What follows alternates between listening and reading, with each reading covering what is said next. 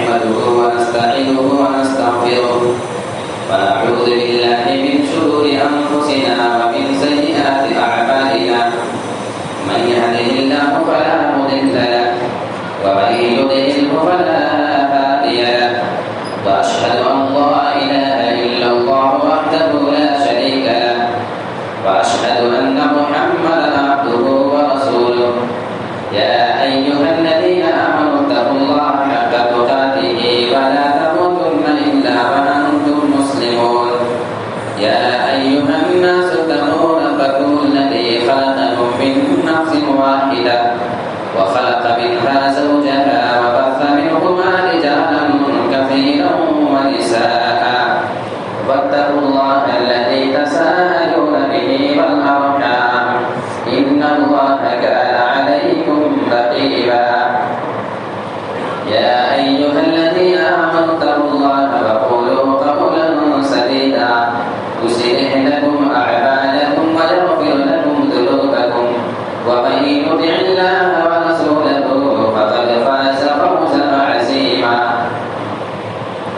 أما بعد فإن خير الحديث كتاب الله وخير الهدي هدي محمد صلى الله عليه وسلم وشر الأمور محدثاتها وكل محدثة بدعة وكل بدعة ضلالة وكل ضلالة في النار.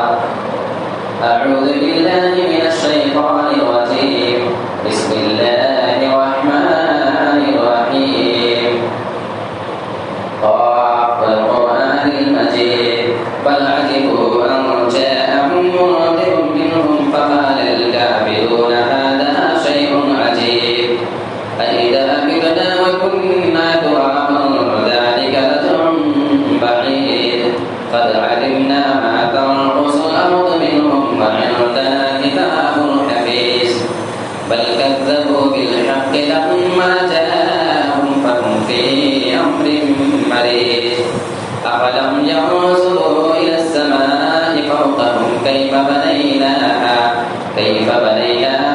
وزيناها وما لها من فروج والأرض مددناها وألقينا فيها رواسي وأنبتنا فيها من كل زوج بهيج تبصرة وذكرى لكل عبد منيب ونزلنا من السماء ماء فأنبتنا به جنات وحب الحصيد والنخل باسقات لها طلع نضيد رزقا للعباد وأحيينا به بلدة ميتا وكذلك الخروج كذبت قبلهم قوم نوح وأصحاب الرس وثمود وعاد وفرعون وإخوان لوط وأصحاب الأيكة وقوم تبع كل كذب الرسل فحق وعيد أفعينا بالخلق الأول بل هم في لبس من خلق جديد.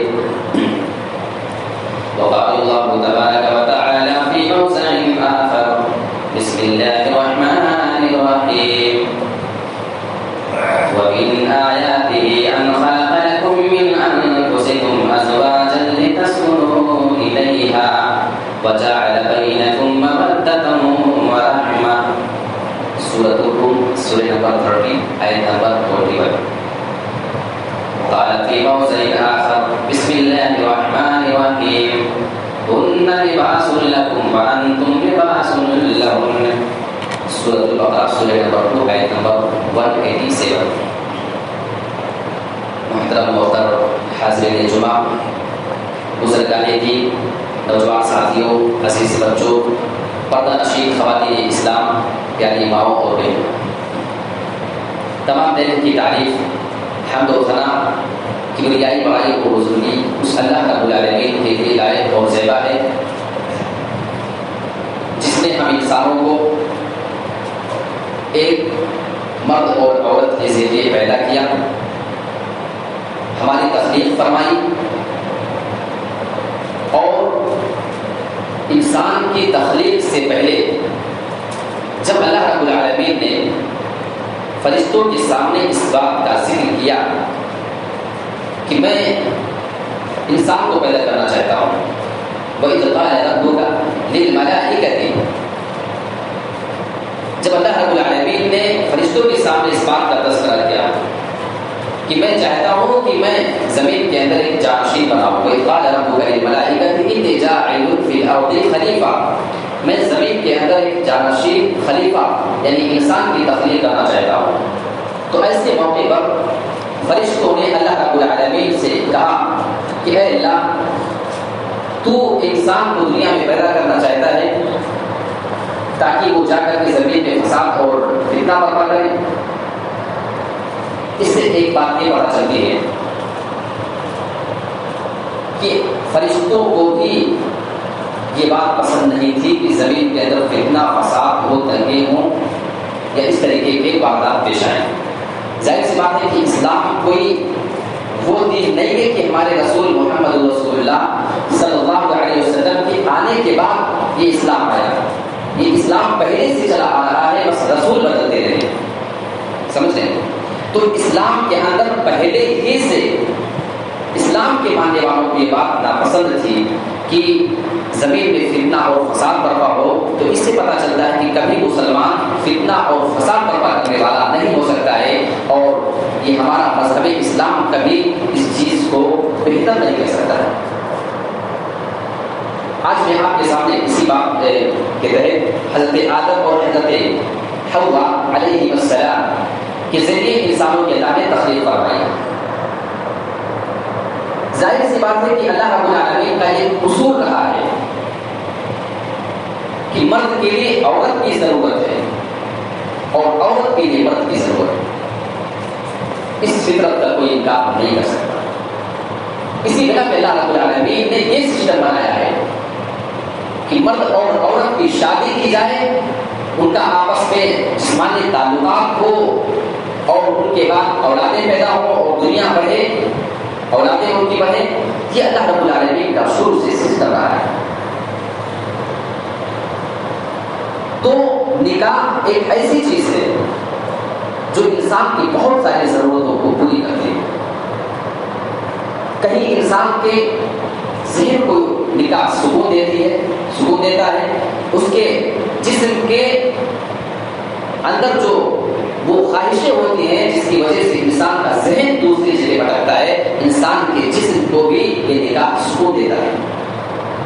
کبھی کبھی آپ کبھی نوجوان لڑکیوں کو دیکھیں، وہ بہت بگڑے ہوئے ہیں، اچانک شادی ہوتی ہے، وہ سیدھے راستے پہ آ جاتے ہیں۔ تو پتہ یہ چلا کہ نکاح اور شادی کا وقت پر ہونا یہ انسان کے لیے بہت ضروری چیز ہے، اور اس میں تاخیر، بلا وجہ کی تاخیر نسلوں کی بگاڑ کا ایک بہت بڑا سبب ہے۔ آج ہمارے یہاں زنا کے جو اتنے قصے اور معاملات پیش آتے ہیں، سب سے بڑی وجہ اس میں جو آپ دیکھیں گے وہ نکاح میں دیری۔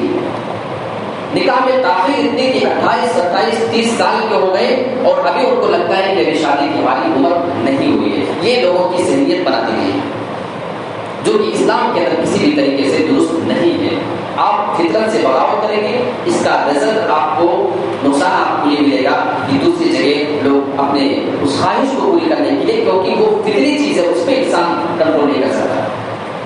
اسی بنا پہ آپ دیکھیں کہ شریعت کے اندر نکاح کرنے کو کامل ایمان قرار دیا گیا۔ جی، انسان کا ایمان ادھورا ہوتا ہے جب وہ نکاح کر لیتا ہے، تب اس کا جا کر کے ایمان کمپلیٹ ہوتا ہے۔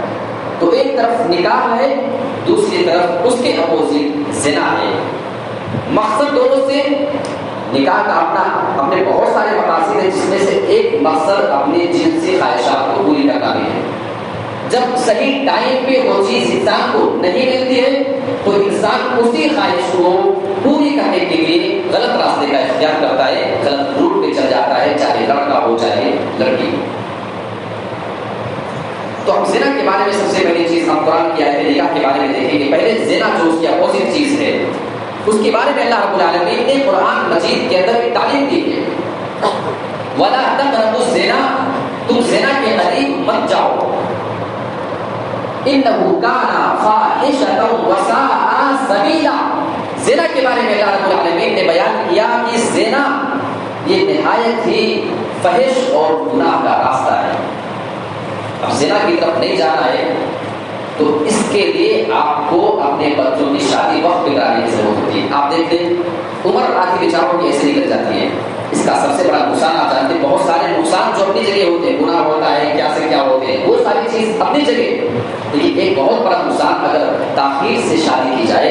آپ اس کو سوچ کر کے ایک بات دیکھیں کہ کسی کی شادی آپ 30-32 سال میں کراتے ہیں, کسی کی تو 35 تک چلی جاتی ہے عمر.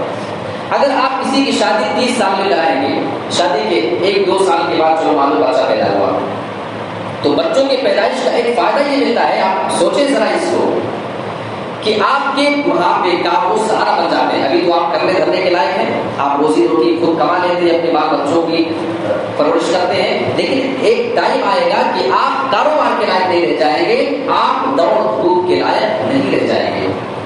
تو اگر کسی کی شادی 22-23-25 تک ہو جاتی ہے, 1-2 سال کے بعد بیٹا ہو گیا, 26 سال تک پہنچتے یا 24-25 تک پہنچتے, تو جب تک یہ آدمی 50 سال تک پہنچے گا, اس کے جیسے کمزور ہونا شروع ہو رہے ہیں, وہاں اس کا بیٹا 24-25 سال کا ہو جائے گا, جو اس کے لیے سہارا بن جائے گا. سمجھ لیجیے بڑا فائدہ ہو گیا. اب کسی کی شادی اگر 30 سال میں ہو, 2 سال کے بعد بیٹا پیدا ہو 32 سال کی عمر میں, اب کیا ہوگا؟ یہ صاحب ابھی 50 کو پہنچ چکے ہیں, بیٹا ابھی 17-18 سال کا ہے, ابھی وہ آپ کی لاٹھی بننے کے لائق نہیں ہے بڑھاپے کی. تو اس کا یہ بڑا نقصان ہوتا ہے کہ بیچارے باپ بوڑھے ہو چکے ہیں, ابھی ان کی سب سے بڑی اولاد 15-18-20 سال کی ہوتی ہے. اس کی وجہ کیا ہے؟ شادی میں دے کرنا. یہ اس کا بہت بڑا نقصان ہوتا ہے. اس چیز کو آپ غور کریں, یہ بہت سنجیدگی سے سوچنے والی بات ہوتی ہے. اچھا, اگر کوئی انسان ہے زنا سے بچتا ہے تو اس کا فائدہ اللہ رب العالمین کیا دیتا ہے؟ صحیح بخاری کی روایت ہے, اللہ کے رسول صلی اللہ علیہ وسلم نے اس بات کا ذکر کیا ہے کیونکہ آپ نکاح کریں اور نکاح کرنے کے بعد زنا سے بچیں. یہ اس کا فائدہ اتنا بڑا اللہ کے رسول نے بیان کیا ہے, سبعۃ یظلھم اللہ فی ظلہ یوم لا ظل الا ظلہ. اللہ کے رسول صلی اللہ علیہ وسلم فرماتے ہیں کہ 7 قسم کے لوگ ایسے ہیں جن کو اللہ رب العالمین اپنے عرش کا سایہ نصیب فرمائے گا. اللہ کے عرش کا سایہ قیامت کے دن جب سارے لوگ پسینے میں ڈوبے ہوئے ہیں, ان میں 7 لوگوں کا ذکر اللہ رب العالمین اللہ کے رسول صلی اللہ علیہ وسلم نے کیا ہے. سب سے پہلا الامام العادل, وہ امام جو عدل و انصاف کے ساتھ کام کیا کرتا ہے. دوسری قسم کے لوگ ورجل قلبه معلق فی المساجد, ایسے لوگ جن کے دل مسجدوں سے لٹکے ہوئے ہوتے ہیں. کیا مطلب؟ یعنی ایک نماز کے بعد دوسری نماز کے بعد وہ نماز کے انتظار میں رہتے ہیں, ان کا دل مسجد سے جڑا ہوتا ہے, لگا ہوتا ہے کہ کب اذان ہو جا کر کے نماز پڑھو. ایسے لوگ بھی عرش کے سائے کے نیچے ہوں گے. رجل نشأ فی عبادت اللہ, اور ایک ایسا آدمی جس کی پرورش وشاب نشأ فی عبادت اللہ, ایسا نوجوان جس کی پرورش اللہ کی عبادت میں ہوتی ہے. نوجوانوں کی پرورش اللہ کی عبادت میں ہو, اس کے لیے ضروری ہے کہ والدین خود اللہ کی عبادت گزار ہو, تبھی جا کر کے ان کی پرورش صحیح کاموں میں اسلامی طریقے پر ہو پاتی ہے. چوتھی چیز اللہ کے رسول نے بیان فرمایا, ورجلان تحابا فی اللہ اجتمعا علیہ وتفرقا علیہ, ایسے 2 آدمی جو آپس میں محبت کرتے ہیں تو صرف اللہ کے لیے, آپس میں دشمنی کرتے ہیں تو صرف اللہ کے لیے, یعنی کسی سے دشمنی اور کسی سے دوستی کی وجہ ان کی صرف اور صرف اللہ کے لیے ہوا کرتی ہے, ذاتی فائدے کے لیے. اور 5ویں نمبر پہ جو میرے موضوع سے ملتا جلتا ہے, وَرَجُلٌ دَعَتْهُ امْرَأَةٌ ذات منصب و جمال فقال انی اخاف اللہ, کسی آدمی کو کوئی عورت جو بڑی حسین و جمیل ہے, مالدار بھی ہے, یعنی اس کے اندر وہ ساری چیز پائی جاتی ہے جس کی وجہ سے یہ انسان اس کی طرف مائل ہو جائے, لیکن وہ عورت اسے اس غلط کام کے لیے بلائے, اور یہ عورت یہ جواب دے کر کے نکل جاتا ہے انی اخاف اللہ, مجھے اللہ کا ڈر ہے. اگر یہ جواب کو بندہ دے دیا کرے تو یہ آدمی بھی عرش کے سائے کو پانے والا ہوگا. اور 6 نمبر پہ ورجل تصدق بصدقة فأخفاها حتى لا تعلم يمينه ما تنفق شماله, ایک آدمی ہے جو اللہ کے راستے میں خرچہ کرنے کا بہت شوقین, اللہ نے دیا ہے وہ اللہ کے راستے میں دیا ہے, اسے احساس ہے کہ میرے پاس کی دولت میری اپنی نہیں ہے بلکہ یہ اللہ کی دی ہوئی نعمت ہے, اور اسے اللہ کے راستے میں خرچہ کرتا ہے تو وہ چھپا کر کے دیتا ہے, لوگوں کے درمیان شور شرابہ کر کے نہیں. یہ وہ آدمی ہوگا جو عرش کا سایہ پانے والا ہے. اور 6 نمبر پہ یہ کام ہمیں اور آپ کو بھی کرنے کی ضرورت ہے, وَرَجُلٌ ذَكَرَ اللَّهَ خَالِيًا فَفَاضَتْ عَيْنَاهُ, ایک آدمی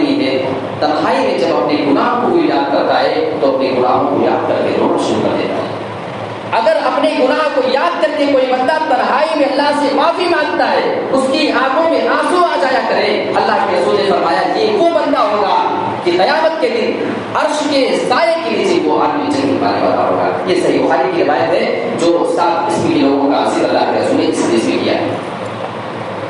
ایک بہت حیرت انگیز واقعہ ہے آپ کے لوگوں. دلی میں ایک مدرسہ تھا تو وہاں پہ ایک سسٹم یہ تھا. پہلے آپ جانتے ہیں کہ جاگیر چلتی تھی. جاگیر کیا ہوتی ہے کہ جیسے مدرسے میں کھانے کا انتظام نہیں ہوتا تو بچوں کو الگ الگ گھر پہ سیٹ کر دیا جاتا ہے کہ یہ بچہ آپ کے گھر کھانا کھائے گا وہ آپ کے گھر پہ. یہ سسٹم ابھی بھی بہت سی جگہوں پہ چلتا ہے. ٹھیک ہے. تو یہ معاملہ تھا. ایک بڑا خوبصورت لڑکا بھاگ پڑ رہا تھا مدرسے میں تو اس کی باری ایک گھر پہ رہتی تھی. وہ جا کر کے کھانا کھا کے آ جایا کرتا تھا اور اس گھر میں ایک بڑی خوبصورت لڑکی تھی. یہ لڑکا بھی خوبصورت تھا اور اس لڑکی کا دل اس لڑکے کے اوپر آ گیا. اس سے محبت کرنے لگی تھی لیکن کبھی اس کو موقع نہیں ملا. عادت کے مطابق ایک دن دوپہر کے وقت نوجوان لڑکا اس عورت کے گھر پہ جاتا ہے. اس لڑکی کے گھر پہ پہنچا کھانا کھانے کے لیے. جس جگہ پر وہ بیٹھ کر کے کھانا کھایا کرتا اسی جگہ پہ جا کر کے وہ بیٹھ جاتا ہے. لیکن دیکھا کہ گھر میں تو کوئی موجود ہی نہیں. وہ لڑکی اچانک آتی ہے اور اس نے جا کر کے دروازہ بند کر دیا اور اس لڑکی نے کہا کہ دیکھو تمہیں شور مچانے کی ضرورت نہیں ہے. اگر تم نکل کر کے بھاگنے کی کوشش کرو گے تمہیں شور مچا کر کے تمہاری بےعزتی کرا دوں گی. اس لڑکی نے کہا کیا تم چاہتی کیا ہو مجھ سے؟ لڑکی بتائی کہ دیکھو میرا دل تمہارے اوپر بہت ہی مائل ہے لیکن کبھی مجھے موقع نہیں ملا. آج اتفاق یہ ہے کہ گھر کے سارے لوگ شادی میں کسی فنکشن میں گئے ہیں, میں اکیلی گھر میں ہوں. آج میں یہ چاہتی ہوں کہ تم میری خواہش پوری کرو اور میں تم سے اپنی خواہش کو پوری کرنا چاہتی ہوں. یہ لڑکا انکار کرنے لگا لیکن جب یہ انکار کرنے لگا تو لڑکی اور زیادہ پیچھے پڑ گئی اور اس نے کہا کہ اگر تم بھاگنے کی کوشش کرو گے تو میں شور بچا کر تمہاری بےعزتی کر دوں گی اور تمہارا کیا حشر ہوگا تم جانتے ہو. اب اس لڑکے کو اللہ کا ڈر تھا یہ وہ کام کسی قیمت پہ نہیں کرنا چاہ رہا ہے لیکن پھنسا ہوا ہے. کرے تو کیا کرے. اس لڑکے کے ذہن میں ایک تدبیر آتی ہے. وہ تدبیر حیران ہے. لڑکے نے کہا ٹھیک ہے تم جو بات کہہ رہی ہو میں تیار ہوں لیکن مجھے قضائے حاجت بھی لے جانا, مجھے لیٹرین بھی لے جانا ہے, میں فارغ ہو کر کے آتا ہوں. لڑکے نے کہا ٹھیک. باہر ایک لیٹرین تھی ایک چھت کے اوپر بنی ہوئی تھی. اس نے کہا کہ باہر لے جانے دو گی ورنہ بھاگ جاؤ گے. چھت پہ جاؤ وہاں سے ضرورت پوری کر کے آ جاؤ. یہ لڑکا چھت پہ گیا. چھت کے اوپر سے جا کر کے یہ لڑکا شور بھی مچا سکتا تھا کہ یہ لڑکی مجھے زبردستی کرنا چاہ رہی ہے, میں چھت پہ کسی طریقے سے آ سکتا ہوں, آ گیا ہوں, شور مچا دیتا ہوں, آ جاتے. لڑکا بے عزت نہیں ہوتا لیکن لڑکے نے شور بھی نہیں مچایا. یہ سوچ کر کے کہ سالوں سے اس گھر میں کھانا کھا رہا ہوں, یہ لڑکی کی نادانی کی وجہ سے اگر میں شور مچا دیتا ہوں تو اس کے ماں باپ کی عزت کا جنازہ نہیں جائے گا, میں یہ کام نہیں کر سکتا. پھر اس کے ذہن میں دوسری ترکیب آتی ہے. وہ ٹوائلٹ میں گیا اور وہاں سے آپ حیرت میں پڑ جائیں گے اس بات کو سن کر کے. وہاں سے گیا اور اس گندگی اپنے جسم پہ لگا دی. یہ واقعی حیرت والی بات ہے. اور گندگی لگا کر کے اور اس لڑکی کے پاس نیچے آ گیا اور کہا کہ ٹھیک ہے اب میں تمہارے پاس آ گیا. لڑکی اس طرف چہرہ کر کے بیٹھی تھی. اس کی طرف جب طرف کر کے آتی ہے بدبو بھی آئی اور دیکھا کہ اس کے اوپر تو لیٹرین وغیرہ لگی, اس گندگی اپنے جسم پہ لگا دیا. وہ لڑکی ناراض ہو گئی اور ڈانٹ کر کے اس کو بتا دیا یہ کیا بدتمیزی ہے. یہ لڑکا بولا بس جو بھی سمجھو. اس کے بعد یہ لڑکا چپ چاپ آیا اور بہت سردی کا مہینہ تھا. دلی کے اندر بہت سردی پڑتی ہے. معلوم کرے تھے لوگ وہاں پہ جانے رہتے تھے.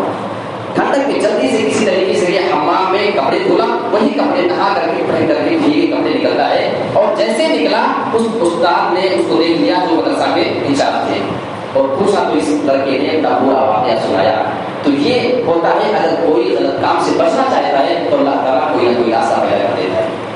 تو یہ ایک طرف وہ چیز ہے جس کی وجہ سے انسان گناہوں میں پڑتا ہے, اور نکاح ایک ایسی چیز ہے جس کے بارے میں خود ہمارے رسول صلی اللہ علیہ وسلم نے وہ تعلیم دی ہے کہ ہر انسان کو وقت پر شادی کرنی چاہیے. دیکھیے حدیث یہ صحیح مسلم کتاب النکاح کی روایت ہے. عن عبد اللہ رضی اللہ عنہ قال قال رسول اللہ صلی اللہ علیہ وسلم یا معاشر الشباب من استطاع منکم الباءۃ فلیتزوج.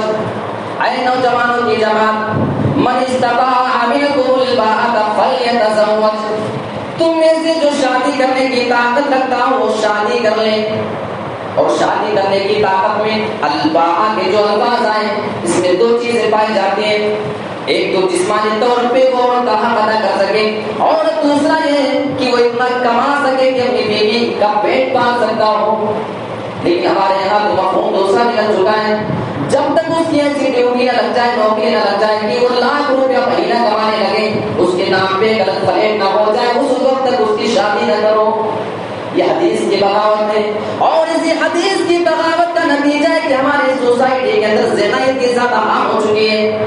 میرے پیارے ساتھیوں، اس حدیث سے بغاوت کا نتیجہ ہے۔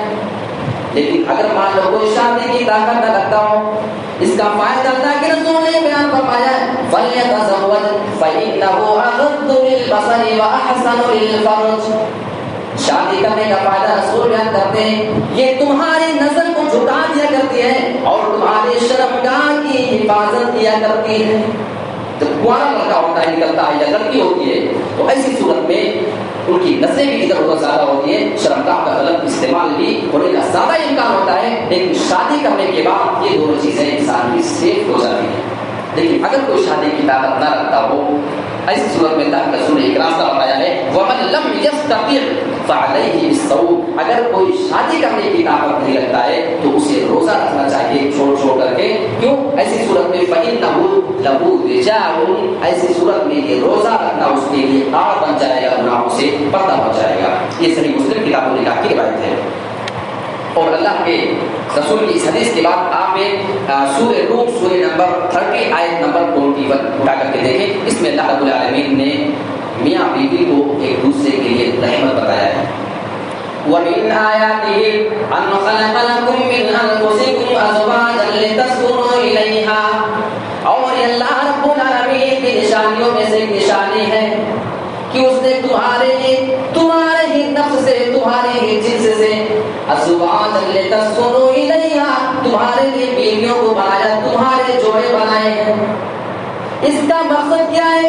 اللہ رب العالمین نے مرد کے لیے عورت اور عورت کے لیے مرد بھی بنایا ہے، لتسکنوا الیہا، تاکہ تم اس سے سکون حاصل کیا کرو۔ اس سے بہترین الفاظ اگر ہم کسی طریقے سے پورے عرب کے لوگ مل کر کے سیٹ کرنا چاہیں تو نہیں کر سکتے۔ لتسکنوا، یہ لفظ سکون ایک مرد کو بیوی سے ملتا ہے، ایک بیوی کو عورت سے ملتا ہے، اس کے علاوہ کہیں وہ چیز نہیں مل سکتی۔ اس میں جسمانی سکون بھی ہے، اس میں ذہنی سکون بھی ہے، اس میں انسان کی خواہشوں کی تکمیل کا بھی سکون ہے، ہر طریقے سے اس میں سکون نظر آتا ہے۔ اور اس کے آگے دیکھیں بابا وَجَعَلَ بَيْنَكُم مَّوَدَّةً وَرَحْمَةً، اور اللہ رب العالمین نے تمہارے درمیان محبت اور رحمت قائم کر دی ہے۔ آج بہت سے لوگ جو آپس میں محبت کر کے، افیئر کر کے، شادی کر کے محبت خود سے ڈالنا چاہتے ہیں، محبت خود سے ڈالنے والی چیز نہیں ہے، اللہ بتا رہا ہے۔ محبت اللہ پیدا کرتا ہے، اور وہ محبت جو پیدا ہوتی ہے میاں بیوی کے درمیان، وہ صرف اور صرف نکاح کے ذریعے پیدا ہو سکتی ہے۔ ایک تو ہوتا ہے کہ لڑکی لڑکا آپس میں محبت کرتے ہیں، محبت ڈالنا چاہتے ہیں، اور ایک ہوتا ہے کہ نکاح کے ذریعے خود آٹومیٹک محبت پیدا ہو جاتی ہے۔ آپ اس کی مثال دیکھو، لڑکی حیدرآباد کی ہے، لڑکا آپ کے جگتیال کا ہے، نہ لڑکی نے پہلے کبھی لڑکے کو دیکھا، نہ لڑکے نے کبھی پہلے لڑکی کو دیکھا، لیکن جیسے نکاح ہو جاتا ہے، شادی ہو جانے کے بعد آپس میں ایک دوسرے سے اتنی زیادہ محبت کرنے لگتے ہیں، جب تک بیوی اپنے شوہر کو نہ دیکھ لے اور شوہر اپنی بیوی کو نہ دیکھے، ان کو سکون اور آرام نہیں آتا ہے۔ یہ محبت اصل ہوتی ہے جس کو اللہ رب العالمین نے قرآن مجید کے اندر ذکر کیا ہے، سورہ نور کے اندر۔ اور اللہ کے رسول کی ایک اور حدیث دیکھیں، حضرت ابو ہریرہ رضی اللہ تعالیٰ عنہ سے حدیث کی راوی ہے، عن ابی ہریرہ رضی اللہ عنہ عن النبی صلی اللہ علیہ وسلم قال، اس میں اللہ کے رسول نے شادی کی 4 چیزیں بیان کی ہیں۔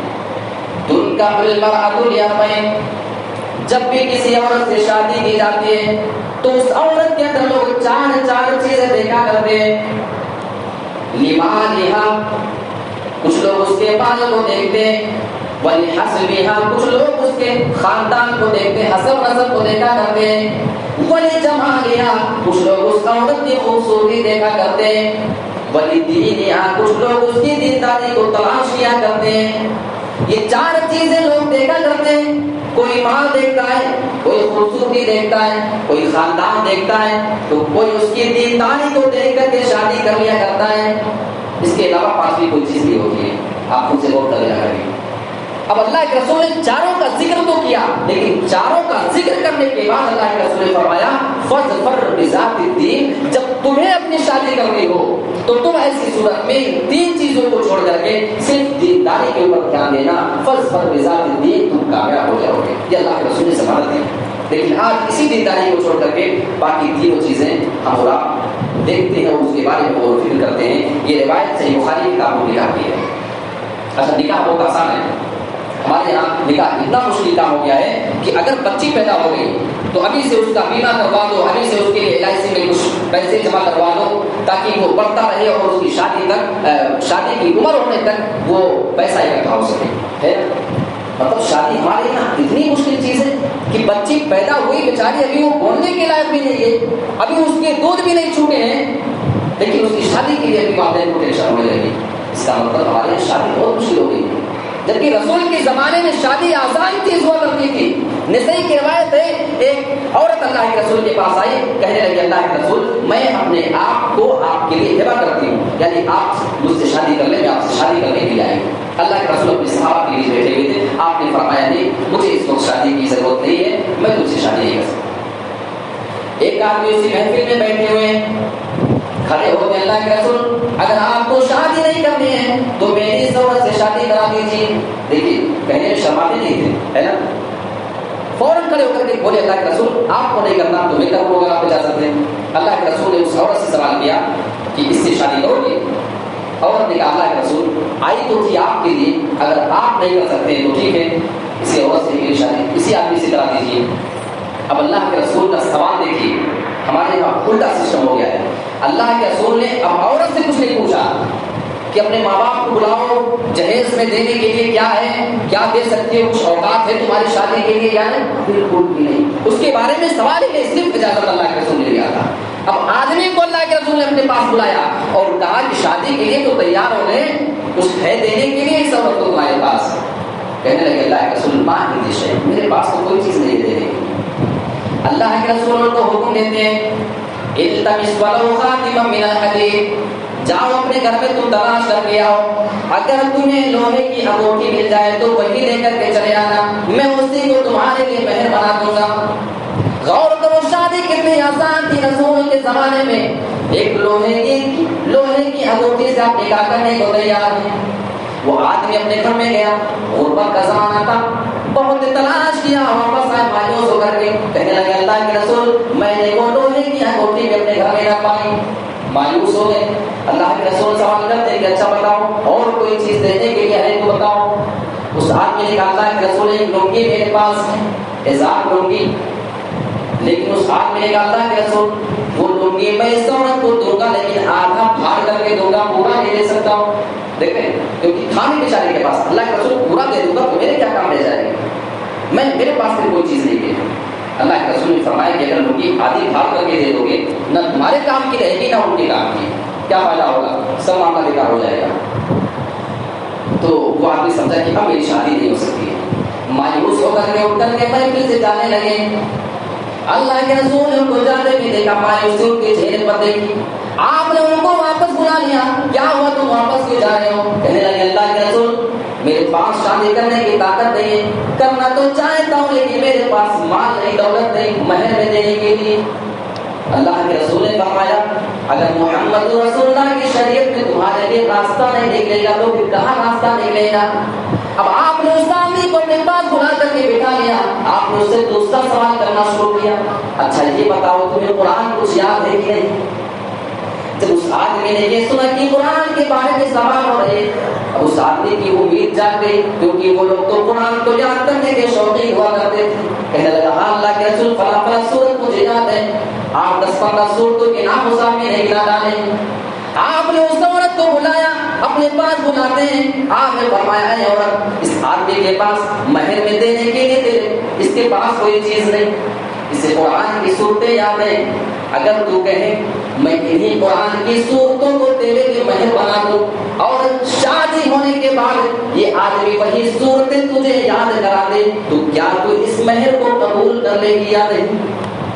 وہ عورتیں بھی رسول کے زمانے کی ہمارے اور آپ کے طریقے سے نخریلی نہیں، فوراً وہ چیخ کر کے کہنے لگی اے اللہ کے رسول جس عورت کے نکاح میں قرآن کی آیتیں مہر بن جائیں اس سے زیادہ بابرکت اور پاکیزہ نکاح پھر کس کا ہو سکتا ہے؟ مجھے قبول ہے آپ میرا نکاح اس آدمی سے کرا دیں کیونکہ یہ آدمی تو دیکھنے میں دیندار معلوم ہوتا ہے. ہاں یہ سچ ہے کہ مال نہیں دولت نہیں لیکن اس بندے کو قرآن یاد ہے یہ دیندار بندہ معلوم ہوتا ہے. اور آپ نے انہیں قرآن کی آیتوں کو اس کے لیے مہر بنا کر کے شادی کروا دی.